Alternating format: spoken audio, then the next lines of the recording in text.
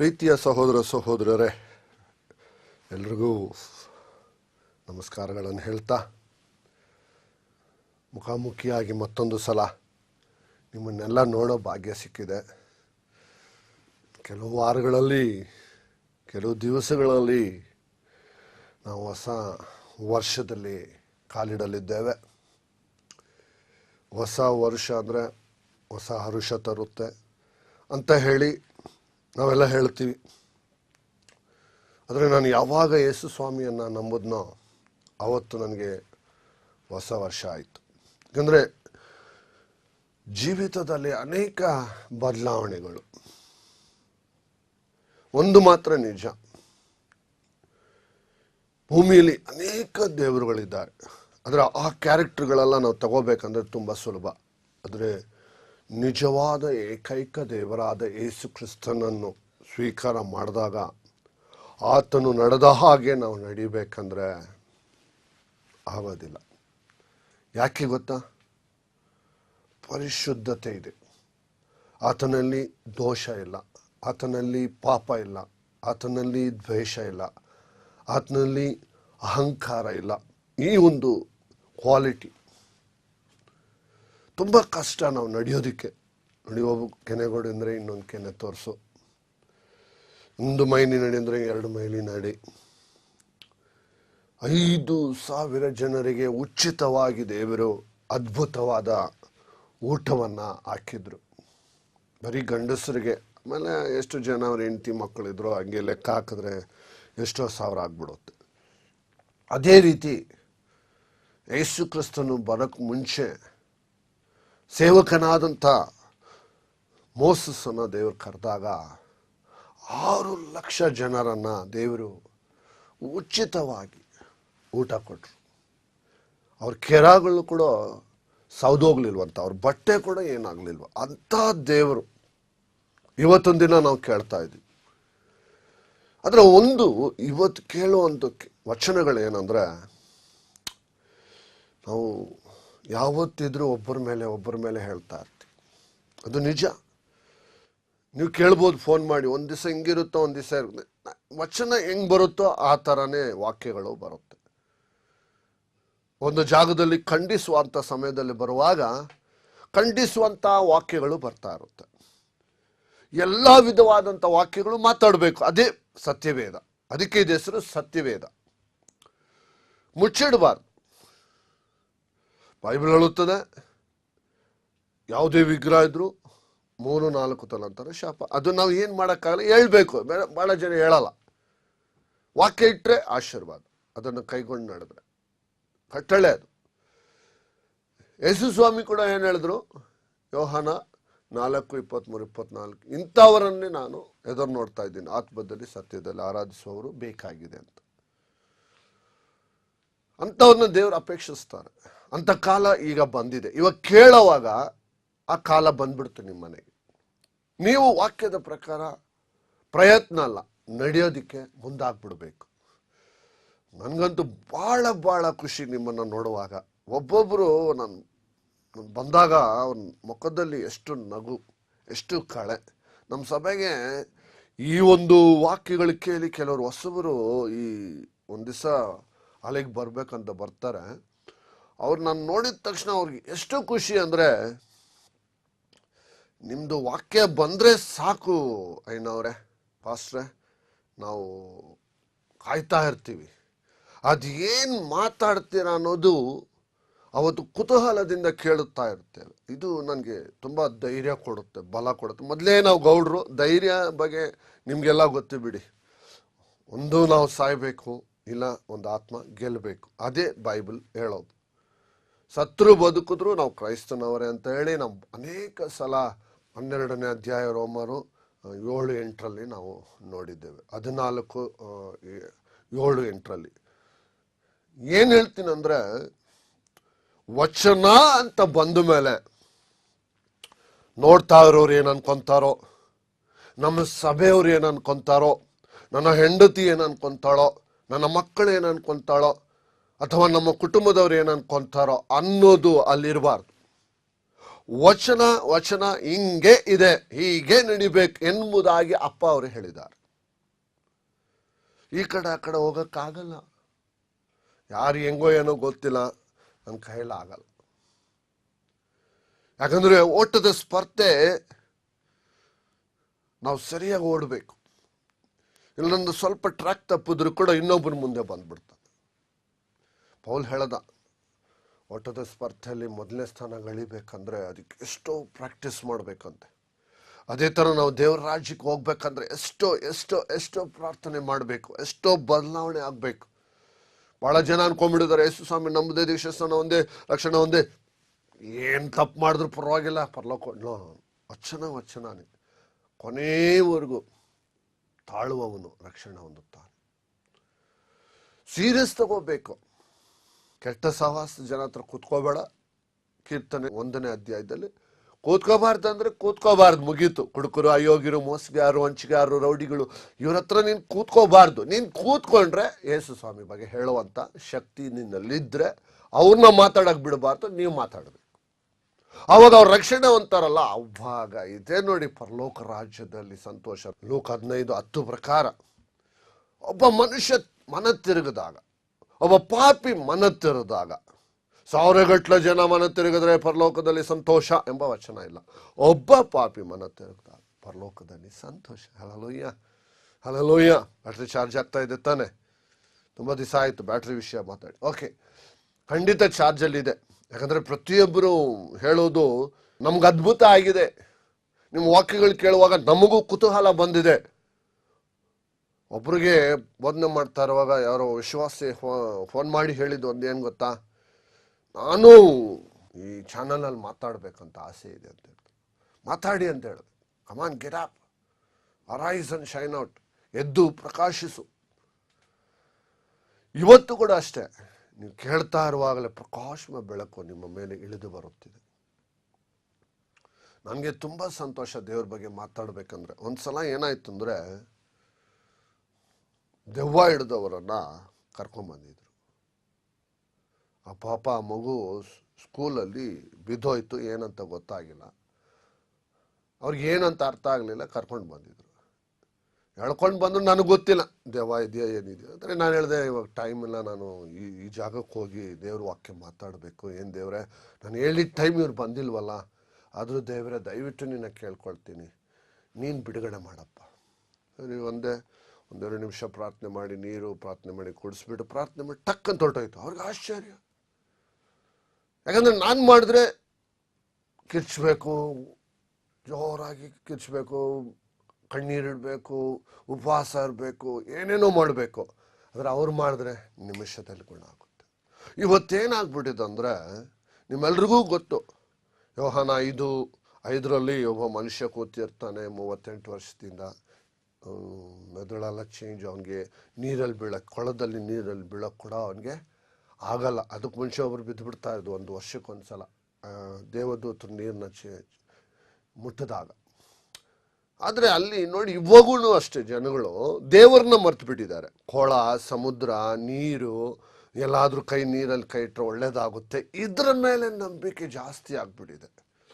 ಅದಕ್ಕೆ ಸಮುದ್ರಕ್ಕೆ ಹೋಗ್ತಾರೆ, ಸ್ನಾನ ಮಾಡ್ಕೊಂಡು ಬಂದು ದೇವ್ರ ಹತ್ರ ದರ್ಶನ ಕೊಡ್ತಾರೆ. ಕೊಳದಲ್ಲಿ ನೀರು ನೋಡಿ, ಯಾವ ದೇವಸ್ಥಾನಕ್ಕೆ ಹೋದ್ರೂ ಕೊಳ ಇರುತ್ತೆ, ಅಲ್ಲಿ ನೀರು ಸ್ನಾನ ಮಾಡ್ಕೊಂಡು ಬರ್ತಾರೆ, ಉರುಳು ಸೇವೆ ಮಾಡ್ತಾರೆ, ಏನೇನೋ ಮಾಡ್ತಾರೆ. ಆದರೆ ದೇವ್ರನ್ನ ಮರ್ತು ಬಿಟ್ಟಿದ್ದಾರೆ. ನೋಡಿ, ಅಲ್ಲಿ ಯೇಸು ಸ್ವಾಮಿ ಬಂದರು, ಎದ್ದು ನಡಿ ಅಂದ್ಬಿಟ್ರು. ಅವನು ಹಾಸಿಗೆ ಎತ್ಕೊಂಡು ಹೋಗ್ಬಿಟ್ಟ. ಇವತ್ತು ಅಷ್ಟೇ, ಮಾಲಿಗೆ ಬರ್ತಾರೆ, ಅದ್ಭುತ ಆಗುತ್ತೆ, ಹಾಸಿಗೆ ಎತ್ಕೊಂಡು ಹೋಗ್ತಾ ಇರ್ತಾರೆ, ತಿರುಗು ಕೂಡ ನೋಡಲ್ಲ. ಅದು ಅವಾಗ ನಡೆದಿರೋದು ಇವಾಗಲೂ ನಡೀತಾ ಇದೆ. ಅದಕ್ಕೆಲ್ಲ ನಾವು ಬೇಸರಗೊಳ್ಳಬಾರ್ದು, ಅದಕ್ಕೆಲ್ಲ ಯೋಚನೆ ಮಾಡಬಾರ್ದು. ಆದರೆ ಇವತ್ತು ನಾವು ನೋಡುವಂಥ ಒಂದು ವಾಕ್ಯ ಏನಂದ್ರೆ, ತೀರ್ಪು ಮಾಡಬೇಡ. ತುಂಬ ಚೆನ್ನಾಗಿದೆ ಇದು, ತುಂಬ ಚೆನ್ನಾಗಿದೆ. ತೆಗೆದುಕೊಳ್ಳೋಣ, ಬೈಬಲ್ ತಗೊಳ್ಳ ಎಲ್ಲರೂ. ಓಕೆ. ಮತ್ತಾಯು 7ನೇ ಅಧ್ಯಾಯ. ಇಷ್ಟು ಕ್ಯಾರೆಕ್ಟರ್ ನಮ್ಮನ್ನು ಬಿಟ್ಟೋದಾಗ ಆಮೇಲೆ ವಚನ ಬೇಡಿಕೊಳ್ರಿ ಅಂತ ಬರೋದು. ಅಬ್ಸರ್ವ್ ಮಾಡಬೇಕು. ಏನಾದರೂ ಸಿಗ್ಬೇಕಾದ್ರೆ ದೇವರು ಏನಾದರೂ ಒಂದು ಅಪೇಕ್ಷಿಸ್ತಾರೆ. ಹಲ್ಲೆಲೂಯಾ, ನಗ್ನಗ್ತಾ ಇರಿ. ತುಂಬ ವಿಶೇಷವಾದ ವಾಕ್ಯಗಳು ಇವೆಲ್ಲ. ಮನಸ್ಸು ಮುಟ್ಟುವಂಥ ವಾಕ್ಯಗಳು, ಹೃದಯವನ್ನು ತಟ್ಟುವಂಥ ವಾಕ್ಯಗಳು. ಈ ಜಾಗದಲ್ಲಿ ನೋಡಿ 7ನೇ ಅಧ್ಯಾಯದಲ್ಲಿ ನಾವು ಅಬ್ಸರ್ವ್ ಮಾಡೋಣ. ತೀರ್ಪು ಮಾಡಬೇಡಿರಿ. 7ನೇ ಅಧ್ಯಾಯ ತಗೊಂಡ್ರಲ್ಲ ಮತ್ತಾಯು, ತೀರ್ಪು ಮಾಡಬೇಡಿ, ಆಗ ನಿಮಗೆ ತೀರ್ಪು ಆಗುವುದಿಲ್ಲ. ನೀವು ಮಾಡುವ ತೀರ್ಪಿಗೆ ಸರಿಯಾಗಿ ನಿಮಗೆ ತೀರ್ಪಾಗುವುದು. ಸರಿನಾ?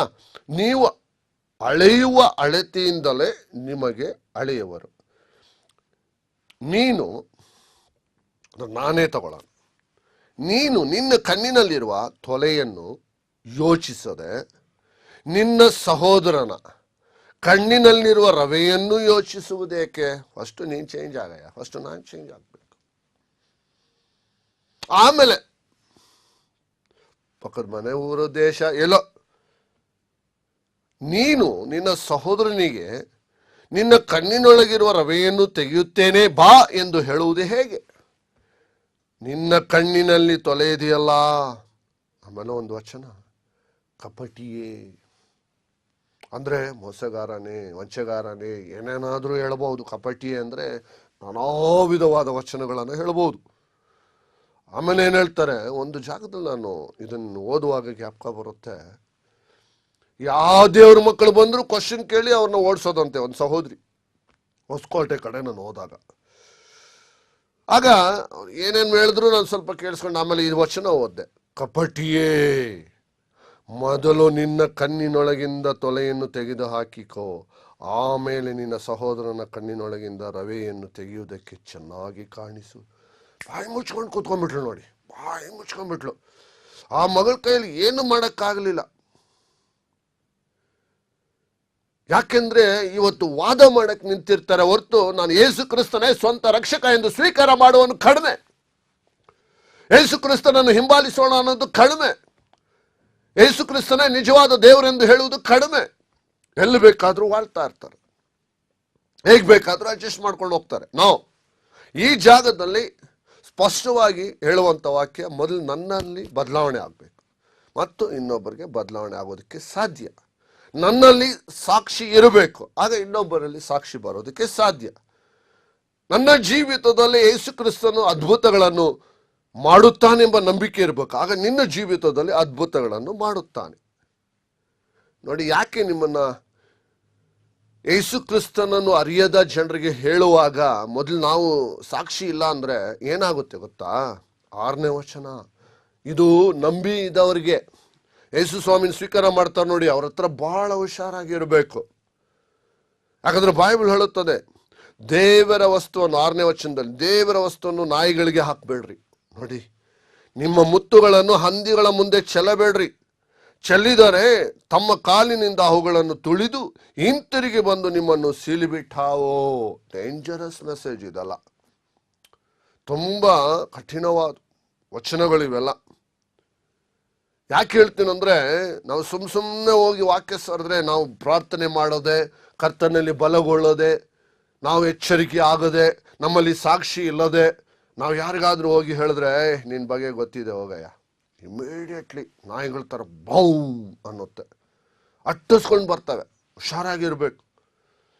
ಇವತ್ತು ಕೂಡ ವಾಕ್ಯ ಕೇಳ್ತಾ ಇರುವಾಗ ನೋಡಿ, ನಿಮ್ಮ ಮನೇಲಿ ಬಹಳ ಜನ ಕೋಪ ಮಾಡ್ಕೊಂಡು ಎದ್ದೋಗ್ತಾರೆ.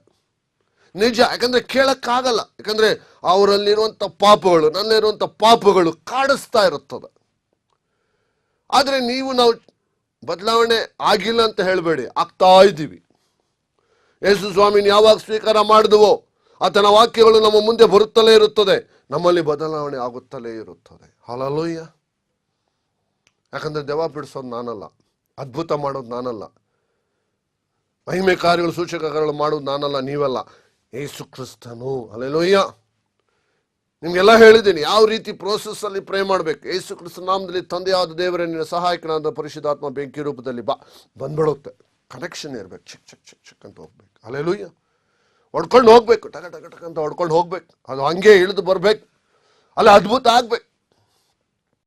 ನಿಮ್ಗೆ ಹೇಳಿದ್ದೀನಿ, ಕಿರ್ಚೋದ್ರಿಂದ ಕೆಳಗಡೆ ಬೀಳೋದ್ರಿಂದ ಅದಲ್ಲ, ವಾಕ್ಯ ಕೇಳುತ್ತಿರುವಾಗಲೇ ನಿನ್ನ ಹೃದಯ ದೇವ್ರ ಕಡೆ ತಿರ್ಕೋಬೇಕು. That is originality.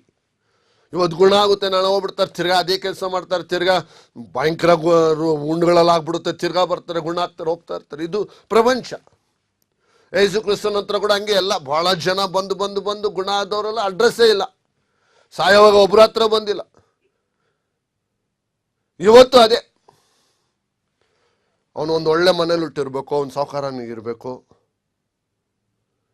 ಅವಾಗ ಜನಗಳು ಅವನ ಹಿಂದೆ ಹೋಗ್ತಾರೆ. ಸತ್ಯವನ್ನು ಅರಿತು ಸತ್ಯವನ್ನು ಹೇಳ್ತಾರೆ ನೋಡಿ, ಅವರಿಂದ ಯಾರು ಬರಲ್ಲ. ಯೇಸು ಕ್ರಿಸ್ತನು ಸತ್ಯವನ್ನು ಸತ್ಯ ಹೇಳ್ತಾರೆ. ಯಾಕಂದ್ರೆ ನೋಡಿ, ಗುಣ ಆಗೋದಕ್ಕೆ ಮಾತ್ರ ಬರ್ತಾ ಇದ್ರು, ಊಟಕ್ಕೆ ಮಾತ್ರ ಬರ್ತಾ ಇದ್ರು, ಮತ್ತು ಅವನ ಹತ್ರ ಸಲಹೆ ಕೇಳಕ್ ಬರ್ತಾ ಇದ್ರು ಅಷ್ಟೇ. ಆಮೇಲೆ ಅಡ್ರೆಸ್ ಇಲ್ಲ. ನಿಮ್ಮೆಲ್ರಿಗೂ ಗೊತ್ತು, ಬಹಳ ಜನ ಯೇಸುವನ್ನ ಹಿಂಬಾಲಿಸಿದ್ರು. ಆದ್ರೆ ನೀವು ಸಮಯ ಇದ್ದಾಗ ಯೋಹಾನ 6 ಓದ್ಕೊಳ್ಳಿ, ನನ್ನ ಮಾಂಸವನ್ನು ನನ್ನ ರಕ್ತವನ್ನು ಭುಜಿಸಬೇಕು, ಆಗ ನಿನ್ ಪರಲೋಕ ರಾಜ್ಯ ಸಿಗುತ್ತೆ, ಇಲ್ಲಾಂದ್ರೆ ನಿನ್ ಪಾಲಿಲ್ಲ. ಅದನ್ನ ಹೇಳುವಾಗ ಅವ್ರ ಕೈಯಲ್ಲಿ ಇರಕ್ಕಾಗಲಿಲ್ಲ. 6ನೇ ಅಧ್ಯಾಯ 66 ಗಮನಿಸಿ ನೋಡ್ರಿ, ಒಂದು ವಚನ ಹೇಳ್ತಾರೆ, ಎಲ್ಲ ಜನ ಹಿಂಜಿರಿದ್ರಂತೆ. ಯೇಸು ಸ್ವಾಮಿ ಶಿಷ್ಯರನ್ನ ನೋಡಿ, 12 ಶಿಷ್ಯರಲ್ಲಿ ಇದ್ರು ನೋಡಿ, ನೀವು ನನ್ನನ್ನ ಬಿಟ್ಟು ಹೋಗ್ತೀರಾ? ಎಷ್ಟು ದುಃಖವಾದ ಕಾರ್ಯ. ಅವರು ಶಿಷ್ಯರ ಪೇತ್ರ ಏನ್ ಹೇಳ್ದ, ನಿನ್ನ ಹತ್ರ ವಾಕ್ಯ, ಜೀವಕರ ವಾಕ್ಯ ಉಂಟು, ಅದು ಬಿಟ್ಟು ಎಲ್ಲಿಗೆ ಹೋಗ್ಲಿ. ವಾಹ್! ಈ ಜಾಗದಲ್ಲಿ ನೋಡಿ, ನಾವು ಕೇಳುವಂತ ದೃಶ್ಯಗಳು, ನಾವು ಯಾವಾಗಲೂ ಅವ್ರಿಂಗೆ ನಾವು ಮೆಸೇಜ್ ಕೊಡೋ ಹೇಳಿದ್ದೀನಿ, ಅಂದ್ರೆ ಆ ಟಾಪಿಕ್ಸ್ ಅಲ್ಲಿ ಬರುತ್ತದೆ.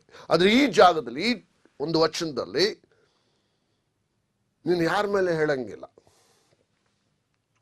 ಇಷ್ಟೆಲ್ಲ ನಾವು ಬದಲಾವಣೆ ಆದ್ಮೇಲೆ, ಬಹಳ ವಚನ ಕೊಡಕ್ಕಾಗಿಲ್ಲ, ಯಾಕಂದ್ರೆ ಮುಂದಿನ ಇದರಲ್ಲಿ ವಚನಗಳು ನೋಡೋಣ. ಈಗ ಸಮಯ ಬರ್ತಾ ಇದೆ. ಇಷ್ಟೆಲ್ಲ ಮಾಡಿದ್ಮೇಲೆ 7, 8 ನೆರವೇರುತ್ತೆ. ನೋಡಿದ್ರ, ಇಷ್ಟೆಲ್ಲ ನಾವು ಚೇಂಜಸ್ ಆಗಿ, ನಮ್ಮಲ್ಲಿ ಬದಲಾವಣೆ ಆಗಿ, ಆಮೇಲೆ ಏನ್ ನೋಡುತ್ತೆ ನೋಡಿ, 7ನೇ ವಚನ, ಬೇಡಿಕೊಳ್ಳಿರಿ. ನೋಡಿ, ಅವಾಗ ಇಷ್ಟೆಲ್ಲ ನಮ್ಮಲ್ಲಿ ಬದಲಾವಣೆ ಆದ್ಮೇಲೆ, ಇಷ್ಟು ಸಿಸ್ಟಮ್ ದೇವ್ರು ಮಾಡಿದ್ಮೇಲೆ, ಬೇಡಿಕೊಳ್ಳಿರಿ ನಿಮಗೆ ದೊರೆಯುವುದು, ಹುಡುಕಿರಿ ನಿಮಗೆ ಸಿಕ್ಕುವುದು, ತಟ್ಟಿರಿ ನಿಮಗೆ ತೆರೆಯುವುದು. ಯಾಕಂದ್ರೆ ಬೇಡಿಕೊಳ್ಳುವ ಪ್ರತಿಯೊಬ್ಬನಿಗೆ ಹೊಂದುವನು, ಹುಡುಕುವವನಿಗೆ ಸಿಕ್ಕುವುದು, ತಟ್ಟುವವನಿಗೆ ತೆರೆಯುವುದು. ನೋಡಿದ್ರ, ಎಷ್ಟೊಂದು ರೂಲ್ಸ್ ಅಂಡ್ ರೆಗ್ಯುಲೇಷನ್ ದೇವ್ರು ಕೊಡ್ತಾರೆ. ಬಹಳ ಜನ ಏನ್ ಹೇಳ್ತಾರಂದ್ರೆ, ನೀವು ಮಾತನಾಡುವುದು ನಮ್ಗೆ ಅರ್ಥ ಆಗುತ್ತೆ, ಫೋನ್ ಮಾಡಿ ಹೇಳೋದು. ನಮ್ಮ ಮನೆಯಲ್ಲಿ ಕೂತ್ಕೊಂಡು ನಮ್ಗೆ ಸಲಹೆ ಕೊಡೋ ತರ ಆಗುತ್ತೆ. ಆದ್ರೆ ಒಂದು ಹೇಳ್ತೇನೆ, ನಾನು ಇಲ್ಲಿ ಬಂದು ಯೇಸು ಸ್ವಾಮಿಗೆ ಬಾಯಿ ಕೊಡ್ತೀನಿ ಅಷ್ಟೇ. ಅಪ್ಪ, ನೀನ್ ಮಾತಾಡು. ಇವತ್ತು ಜನಗಳಿಗೆ ಏನ್ ಬೇಕು ಅದನ್ನ ತಿಳಿಸು. ಇವತ್ತು ನಮ್ಮಲ್ಲಿ ಏನ್ ಬದಲಾವಣೆ ಆಗ್ಬೇಕು ಅದನ್ನ ತಿಳಿಸು. ನನ್ನಲ್ಲಿ ಎಷ್ಟೋ ಬದಲಾವಣೆ ಇನ್ನೂ ಆಗ್ಲಿಲ್ಲ. ನಾನು ಒಬ್ಬ ಬೋಧಕನಾಗಿರ್ಬೋದು, ಅಥವಾ ಹೋಗಿ ಸೇವೆ ಮಾಡ್ತಾ ಇರ್ಬೋದು, ಆದ್ರೆ ನನ್ನಲ್ಲಿ ಗುಣಲಕ್ಷಣಗಳು ಕಂಡು ಬರ್ತಾ ಇಲ್ಲ. ನನ್ನನ್ನು ಬದಲಾಯಿಸು. ಕೆಲವರು ಫೋನ್ ಮಾಡಿ ಹೇಳಿದ್ರೆ ಏನ್ ಗೊತ್ತಾ, ನಾನು ಮೆಸೇಜ್ ಕೇಳ್ತಾ ಇದ್ದೆ, ಟೈಮ್ ಹೋಗಿದ್ದು ಗೊತ್ತಿಲ್ಲ, ಮರು ದಿವಸ ಕಾಯ್ತಾ ಇರ್ತೀನಿ, ತಿರ್ಗಾ ಟೈಮ್ ನೋಡ್ತೀನಿ, ಆಮೇಲೆ ಸಾಯಂಕಾಲ, ಅವಾಗ ನನಗೆ ಸಮಾಧಾನ ಆಗುತ್ತೆ. ನಿಜವಾಗ್ಲೂ ಹೇಳ್ತೀನಿ, ಇಲ್ಲಿ ಮಾತಾಡ್ತಾ ಇರುವಾಗ ಆಮೇಲೆ ನಾನು ಅವ್ರ ಹತ್ರ ಕೇಳ್ಬಿಟ್ಟು, ಸ್ಟುಡಿಯೋ ಹತ್ರ ನನಗೆ VCD DVD ಕೊಟ್ಟು ಮನೆಗೆ ಕೇಳಿದ್ರೆ ನನಗೆ ಮೈ ಯಾವುದೋ ಒಂದು ಸುತ್ತಿ ತಗೊಂಡು ನನಗೆ ಒಡೆಯೋ ಥರ ಆಗುತ್ತೆ. ಯಾಕೆ ಗೊತ್ತಾ, ಇದು ನಿಜ. ಕರ್ತನು ಮಾತನಾಡುವುದು ಒಂದೊಂದು ತುಂಬಾ ಕಷ್ಟ. ನೋಡಿ, ಹಳೆ ಒಡಂಬಡಿಕೆಯಲ್ಲಿ ಅವ್ರು ಯಾರಾದರೂ ವ್ಯಭಿಚಾರ ಮಾಡಿ ಅವ್ರನ್ನ ಕರ್ಕೊಂಡು ಬಂದು ತೋರಿಸಿದ್ರೆ ಕಲ್ಲೋಡಿಸ್ತಾ ಇದ್ರು. ಆದ್ರೆ ಅದು ಔಟರ್, ಅಂದ್ರೆ ಆಚೆ ಕಡೆದು, ಪಾಪಕ್ಕೆ ರಕ್ತ ಬೇಕಾಗಿತ್ತು. ಈಗ ಹೊಸ ಒಡಂಬಡಿಕೆ ನೋಡಿ, ಅದೇ ಹಳೆ ಒಡಂಬಡಿಕೆ, ಹೊಸ ಒಡಂಬಡಿಕೆಯಲ್ಲಿ ಒಳಗಡೆ ಮನುಷ್ಯನಿಗೆ ಮಾತಾಡ್ತಾರೆ. ನೋಡಿದ್ರನೆ, ಇಚ್ಛಿಸಿದ್ರನೆ ಪಾಪ. ತುಂಬಾ ಕಷ್ಟ ಪರಿಪಾಲಿಸೋದು. ಅದಕ್ಕೆ ಯಾರು ಯೇಸು ಸ್ವಾಮಿನ ಸ್ವೀಕಾರ ಮಾಡಕ್ಕೆ ಇವತ್ತು ಸಿದ್ಧವಾಗಿಲ್ಲ.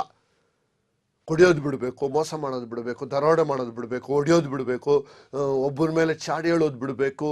ಇವೆಲ್ಲ ಬಿಡ್ಬೇಕಂದ್ರೆ ಅವನ ಕೈಯಲ್ಲಿ ಆಗ್ತಾ ಇಲ್ಲ. ಅದಕ್ಕೆ ಅವನು ಏನ್ ಮಾಡ್ತಾನೆ, ಅಯ್ಯೋ, ಯಾವ ದೇವ್ರು ಬೇಕಾದ್ರೂ ನಾನು ನಂಬಕ್ ಸಿದ್ಧವಾಗಿದ್ದೇನೆ, ಆದ್ರೆ ಯೇಸು ಸ್ವಾಮಿ ನಾನು ನಂಬಲ್ಲ, ಯಾಕಂದ್ರೆ ನಮ್ಮ ಕೈಯಲ್ಲಿ ಆಗಲ್ಲಪ್ಪ. ಏನಿದು ಭೂಲೋಕದ ಬಂದು ಕಮಾನ್ ಐಸೆ, ಎಂಜಾಯ್ ಐಸೆ, ಕುಡಿ, ಮಜಾ ಮಾಡು, ಸತ್ತೋಗು ಅಂತಾರೆ ಎಲ್ಲ ಜನ. ಇದು ಕಾಮನ್, ಡ್ರಿಂಕ್, ಎಂಜಾಯ್, ಡೈ ಅಂತಾರೆ. ತುಂಬ ಡೇಂಜರ್ ಅದು. ವಚನ 1 ನಿಮಿಷ ಇವತ್ತು ದೇವರ ಹತ್ರ ಸಮರ್ಪಣೆ ಮಾಡೋಣ. ಎಷ್ಟೊಂದು ವಿಷಯ ನನಗೆ ಖುಷಿ ಆಗುತ್ತೆ. ಇವತ್ತೊಂದು ದಿನ ನಾನು ಈ ವಾಕ್ಯದ ಪ್ರಕಾರ ತೀರ್ಪಿಗೆ ಒಳಗಾಗದಂತೆ, ಕೇಡಿಗೆ ಒಳಗಾಗದಂತೆ, ಸಂಕಟಕ್ಕೆ ಒಳಗಾಗದಂತೆ ನಾವು ಒಬ್ಬರನ್ನೊಬ್ಬರು ಪ್ರೀತಿಸುತ್ತಾ, ಒಬ್ಬರನ್ನೊಬ್ಬರು ಆಧರಿಸುತ್ತಾ, ನಾವು ಸಾಕ್ಷಿಗಳಾಗಿ ಜೀವಿಸಿ, ಕರ್ತನು ಮಾಡಿದ ಅದ್ಭುತಗಳನ್ನು ನೆನೆಸಿ, ಇತರ ಜನರಿಗೆ ಸುವಾರ್ತೆಗಳನ್ನು ಸಾರಿ, ದೇಶಾದ್ಯಂತ ಎಲ್ಲರೂ ದೇವರ ಮಕ್ಕಳಾಗಲಿ ಎಂದು ಆಶಿಸುತ್ತಾ, ಅವರಿಗೋಸ್ಕರವಾಗಿ ಪ್ರಾರ್ಥಿಸುತ್ತಾ, ನಾವೆಲ್ಲರೂ ಒಂದೇ ದೇಶ, ಒಂದೇ ಕುಲ, ಒಂದೇ ದೈವ ಎಂಬ ಹಾಡು ಕೇಳೋದು ದೊಡ್ಡದಲ್ಲ. ನಮ್ಮ ಜೀವಿತದಲ್ಲಿ ನಾವು ಆ ರೀತಿ ನಡೆಯೋದಕ್ಕೆ ಪ್ರಯತ್ನಿಸಬೇಕು. ನಾವೆಲ್ಲ ಒಂದೇ ಯೇಸುವಿನ ರಕ್ತದಿಂದ ತೊಳೆಯಲ್ಪಟ್ಟವರಾಗಿದ್ದೇವೆ. ಆದ್ದರಿಂದ ಪ್ರತಿಯೊಬ್ಬರು ಕೂಡ ದಯವಿಟ್ಟು ಇನ್ನೊಬ್ಬರಿಗೆ ಚಿಂತೆ ಮಾಡದೆ ನಾನು ಬದಲಾವಣೆ ಆಗಬೇಕು ಅಂತ ಪ್ರಾರ್ಥನೆ ಮಾಡ್ರಿ. ಆಮೇಲೆ ನಿನ್ನನ್ನು ನೋಡಿ ಎಷ್ಟೋ ಸಾವಿರ ಜನರು ಯೇಸು ಕ್ರಿಸ್ತನನ್ನು ಹಿಂಬಾಲಿಸುತ್ತಾರೆ. ಪ್ರಾರ್ಥಿಸೋಣವ, ಭಯಭಕ್ತಿಯಿಂದ ಪ್ರಾರ್ಥಿಸೋಣವ. ನಮ್ಮ ಕರ್ತನಾದ ಯೇಸು ಕ್ರಿಸ್ತನ ನಾಮದಲ್ಲಿ, ತಂದೆಯಾದ ದೇವರೇ, ನಿನ್ನ ಸಹಾಯಕನಾದಂಥ ಪರಿಶುದ್ಧಾತ್ಮವನ್ನು ಬೆಂಕಿಯ ರೂಪದಲ್ಲಿ ನಮ್ಮೆಲ್ಲರಲ್ಲಿ ಕೇಳುತ್ತಿರೋ ಪ್ರತಿಯೊಬ್ಬರಲ್ಲಿ ಇಳಿದು ಬರಲಿ ದೇವ. ಇನ್ನು ಮೇಲೆ ಇನ್ನೊಬ್ಬರ ಬಗ್ಗೆ ಮಾತನಾಡದೆ, ಇನ್ನೊಬ್ಬರಿಗೆ ತೀರ್ಪು ಹೇಳದೆ, ಇನ್ನೊಬ್ಬರ ವಿಚಾರಗಳನ್ನು ನಾವು ನೆನೆಸಿಕೊಳ್ಳದೆ, ನನ್ನಲ್ಲಿ ಒಂದು ಬದಲಾವಣೆ ಆಗುವಂತೆ ನೀನು ನನ್ನನ್ನು ಆಶೀರ್ವದಿಸು ದೇವ. ಏಸಪ್ಪ, ಯಾರೇ ಇರಲಿ, ಈಗ ಕೇಳುತ್ತಿರೋರಲ್ಲಿ ಅಲ್ಲಿ ಅವರಲ್ಲಿ ಹೊಂದಾಣಿಕೆ ಇಲ್ಲ ಅಂದರೆ ಇವತ್ತು ಹೊಂದಾಣಿಕೆ ಬರಲಿ. ಕುಟುಂಬಗಳು ಒಡೆದೋಗಿದ್ರೆ ಅವ್ರನ್ನ ಒಂದು ಮಾಡು ದೇವ. ಅದ್ಭುತಗಳಾಗದಿದ್ದರೆ ಇವತ್ತಿಂದ ಅದ್ಭುತಗಳಾಗಲಿ ದೇವ. ಅದೋ ರಾಜ್ಯದಲ್ಲಿ ಕೂತಿರುವ ಜನರಿಗೆ ನಾನಾ ವಿಧವಾದ ರೋಗಗಳಿಂದ ಕೂತಿದ್ರೆ ಯೇಸುವಿನ ನಾಮದಲ್ಲಿ ನಿನ್ನ ಹಸ್ತ ಹೋಗಿ ಮುಟ್ಟಿ ಅವರು ಸ್ವಸ್ಥವಾಗಲಿ. ಎಷ್ಟು ಚೆನ್ನಾಗಿ ಅವರು ಮುಸುಕು ಹಾಕ್ಕೊಂಡು ನಿನ್ನ ವಾಕ್ಯಗಳನ್ನು ಕೇಳಿ ಅಪ್ಪ, ಮೊದಲನೇದಾಗಿ ಅವಾಗೆಲ್ಲ ಪ್ರಚಾರ ಬರ್ತಾ ಇದ್ರೆ ಕಾಲ ಮೇಲೆ ಕಾಲ ಹಾಕೊಂಡು ನೋಡ್ತಾ ಇದ್ರು. ಇವಾಗೆಲ್ಲ ಅವ್ರ ಭಯ ಭಕ್ತಿಯಿಂದ, ವಿನಯದಿಂದ ದೇವರ ಸನ್ನಿಧಾನದಲ್ಲಿ ಅವ್ರು ಕೇಳುತ್ತಿದ್ದಾರೆ. ಎಷ್ಟು ಬದಲಾವಣೆ ಆಗಿದೆ ದೇವ, ಎಷ್ಟು ಬದಲಾವಣೆ. ಅಹಂಕಾರ, ಕೊಬ್ಬು, ಕೋಪ, ದ್ವೇಷ ಅವ್ರನ್ನ ಬಿಟ್ಟೋಗಿದೆ. ಕ್ರಮಕ್ಕೆ ಆಲಿಕ್ಕೆ ಕೂಡ ಹೋಗಲು ಪ್ರಾರಂಭಿಸಿ ಬಿಟ್ಟಿದ್ದಾರೆ. ಕರ್ತನ ಆಶೀರ್ವಾದ ಅವರನ್ನು ಮುಟ್ಟುತ್ತಿದೆ. ನಿನಗೆ ಕೋಟಿ ಸ್ತೋತ್ರಗಳು ದೇವ. ಇಷ್ಟಿನವರೆಗೂ ಅನೇಕ ರಹಸ್ಯಗಳನ್ನು ನಮ್ಮೆಲ್ಲರಿಗೂ ತಿಳಿಸಿಕೊಟ್ಟಿದ್ದಕ್ಕಾಗಿ ನಿನಗೆ ಕೋಟಿ ಸ್ತೋತ್ರ. ನಮ್ಮ ಸಂಸಾರ, ಅವರ ಸಂಸಾರ, ಅವರ ಕುಟುಂಬಗಳು, ಅವರ ಜನರು ಎಲ್ಲರೂ ರಕ್ಷಣೆಗೆ ಬರಲಿ ಎಂದು ನಿನ್ನಲ್ಲಿ ಬೇಡಿಕೊಳ್ಳುತ್ತೇನೆ ದೇವ. ಇಷ್ಟಿನವರೆಗೂ ಈ ಮಕ್ಕಳ ಹತ್ರ ಮಾತನಾಡಿದ್ದಕ್ಕಾಗಿ ಸ್ತೋತ್ರ. ಇನ್ನು ನಿನ್ನ ಚಿತ್ತದಂತೆ ಆಗಲಿ. ಯೇಸುವಿನ ನಾಮದಲ್ಲಿ ಪ್ರಾರ್ಥನೆ, ಒಳ್ಳೆಯ ಪಿತಾನೆ, ಆಮೇನ್. ತೀರ್ಪು ಮಾಡಬೇಡ್ರಿ, ಆವಾಗಲೂ ಸಂತೋಷವಾಗಿರಿ. ಕರ್ತ ನಿಮ್ಮನ್ನು ಆಶೀರ್ವದಿಸಲಿ. ನಮಸ್ಕಾರ.